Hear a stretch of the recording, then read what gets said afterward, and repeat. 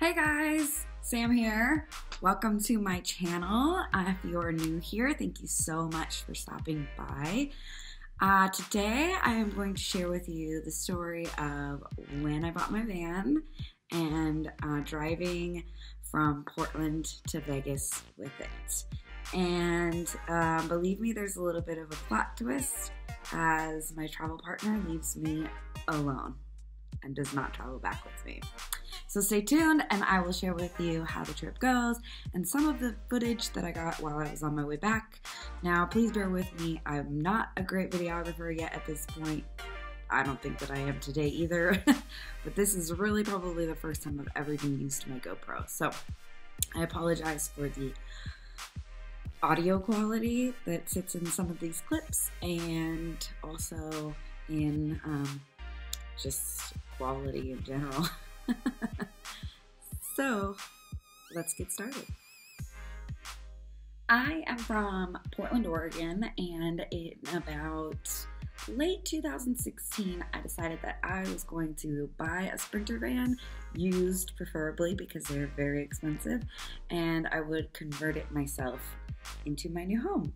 So I set out on a search to find the perfect Sprinter for me, and after about 4 months, I found it in Las Vegas.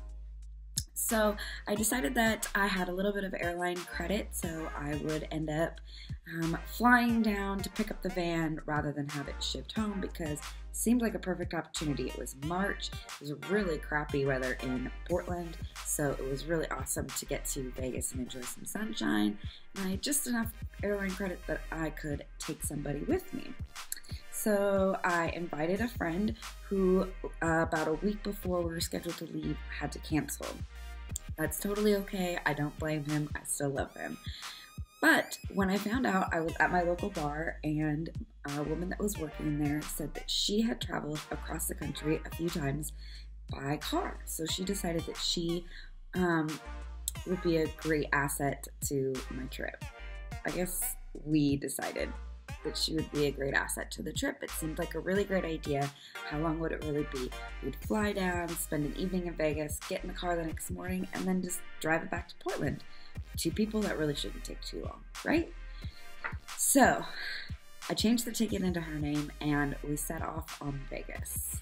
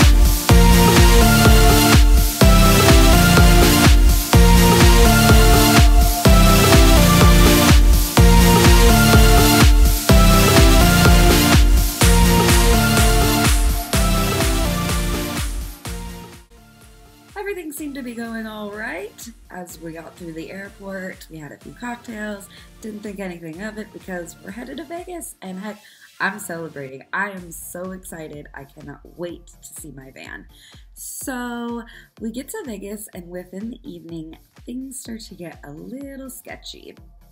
So the next morning, after a very weird evening with my travel partner, who, as it turns out, I don't know very well, we have decided to head off to go pick up the van, and a very awesome guy through my Sprinter group has offered to pick us up at the casino and drive us 20 minutes to the van, which is like at a lot. We're supposed to pick it up at 9 a.m. and the lot is not quite open. So as we're waiting around 8:45, this is the time when my travel partner decided it would be a really good idea to have a beer.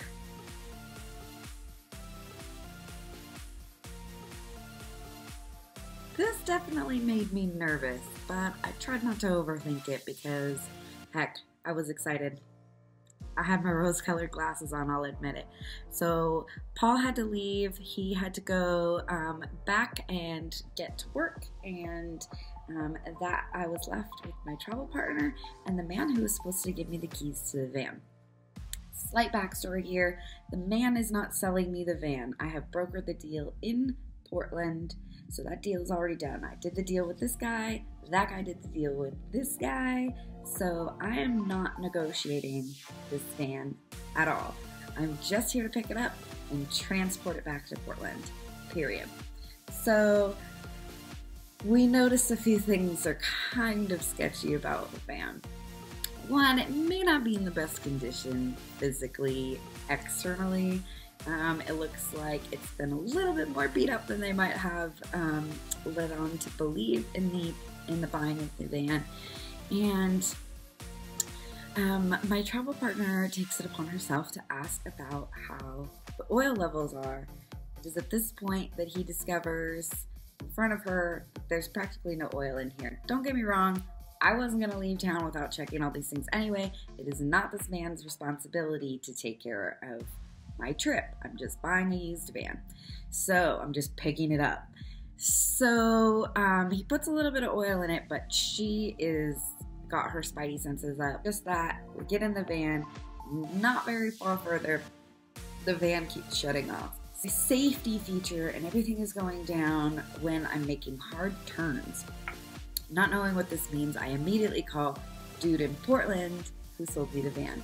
Dude in Portland calls dude in Vegas, who are both named David, by the way. Vegas guy's like, just bring it back. I'm like, that's kind of what I was thinking. So here's where it gets exciting. We drive back to the lot where homie is waiting for us. And I hop out of the vehicle so that the salesman can hop back in and drive it to the adjacent lot mechanic. And when I hopped out and let him get in, my travel partner did not get out. So the two of them traveled across the parking lot, zigging and zagging all the way over to the mechanic. All the while, I'm wondering what exactly is going on inside that van. So I meet the two of them on the other side of the slot. And as I'm standing there waiting for the guy to kind of give us his diagnosis or what he thinks is going on, my travel partner jumps out of the van blazing. She is so upset.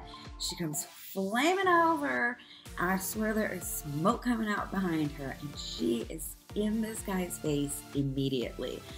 Talking about how she needs better communication, he can't just leave her in the car without explaining what's going on, how this is a big scam and she doesn't trust anybody, and she gets literally right in his face and tells him to get out of her face.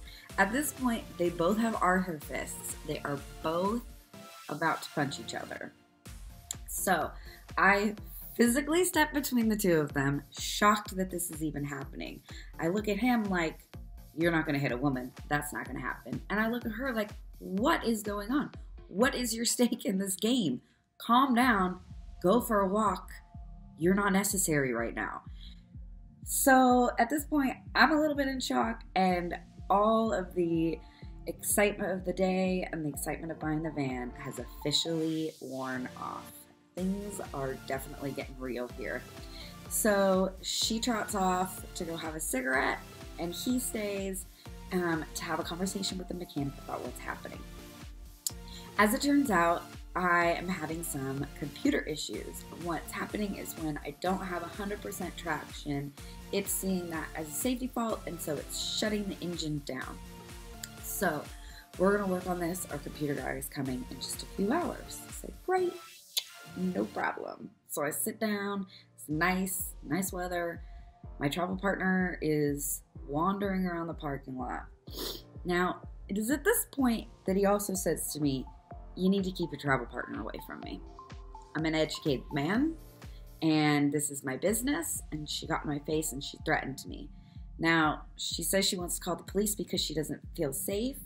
We're far off the strip. If the police get called out here, somebody will be arrested. And it won't be me because I've got it on videotape that A, I own this business, B, she got in my face, and as soon as anybody has a conversation with her, C, we all know she's been drinking. And I was like, oh my gosh, she's not my partner, she's not my friend, she's just my travel partner. I'm so sorry.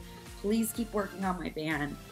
At this point, he realizes the van is mine. I'm not just a transport. I'm actually personally invested in the ownership of this van and how well it gets back to Portland and ultimately its future life. I might be downplaying this just a little bit. The confrontation between the two of them was volatile and it was crazy. It was scary, crazy. It was crazy, scary. It was unbelievable. I had a lot of adrenaline. I couldn't believe that it was happening. I'm super non-confrontational and I had no idea what a loon I had brought with me on my trip. So at this point, it's about 3:30 and I have been up for about 27 hours, not in the greatest headspace. And they bring me out after the mechanic has been working on it with the computer tech and they want to give me the update. Because at this time that my travel partner decides she really needs to speak to me. So she comes rushing up to us right in the middle of us having a conversation. Excuse me, Sam, I need to talk to you. Sam, I need to talk to you.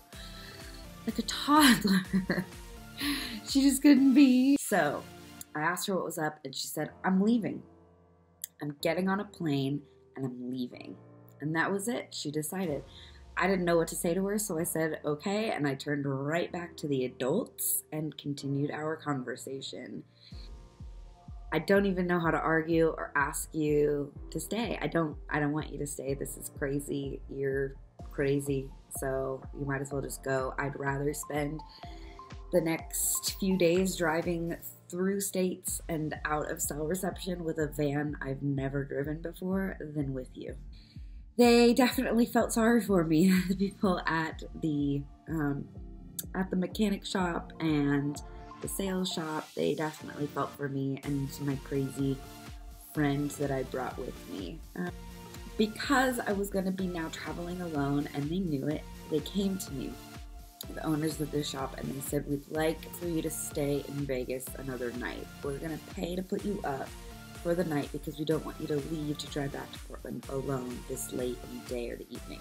We'll pay for an Uber and we'll pay for a stay. Now, I have now come to terms with what is happening and I go out to the van and I'm gathering my things, my suitcase, and out there is my cold and never consumed McDonald's breakfast, my coffee, all the things that I needed because I have not slept nor eaten all day because I've just been consuming adrenaline.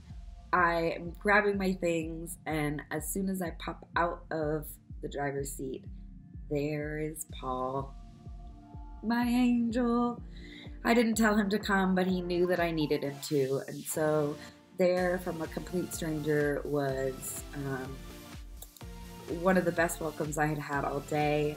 It was really the first person to really care about the fact that my future home and this really exciting anticipation of taking my van had been completely deflated. He was the only one who could really recognize that. So he opened his arms and he said, I think that you need this, which was a giant hug, and he was absolutely right. I needed it so bad. So we finally got my travel partner into a lift, food, and he let me decompress. I was a hot mess. I really started to unravel at that point because my adrenaline had been completely spent.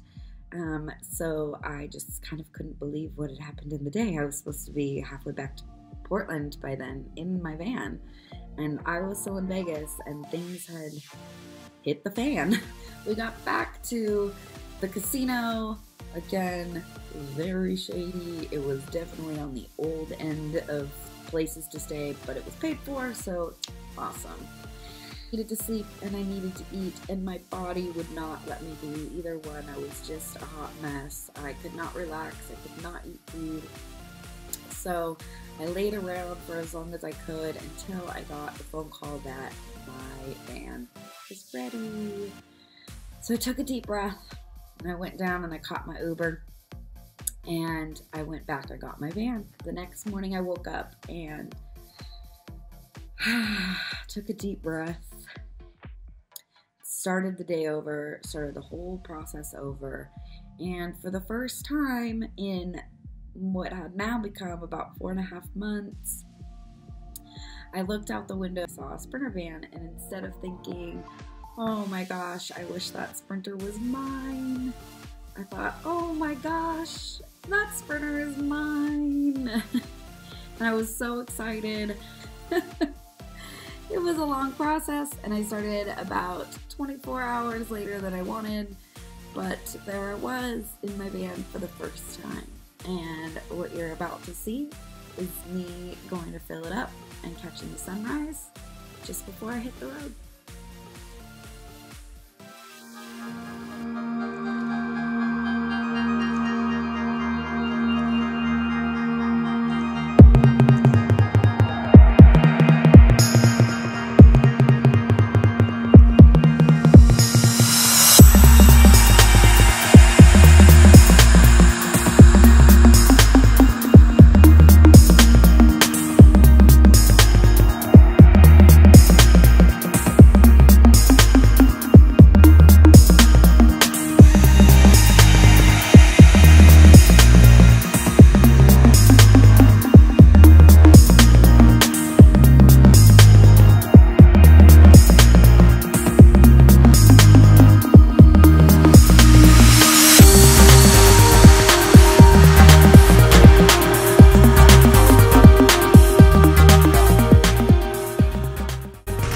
Hooray, I've made it to Reno and to Target. You know, I gotta stop, get some goodies for the rest of the trip.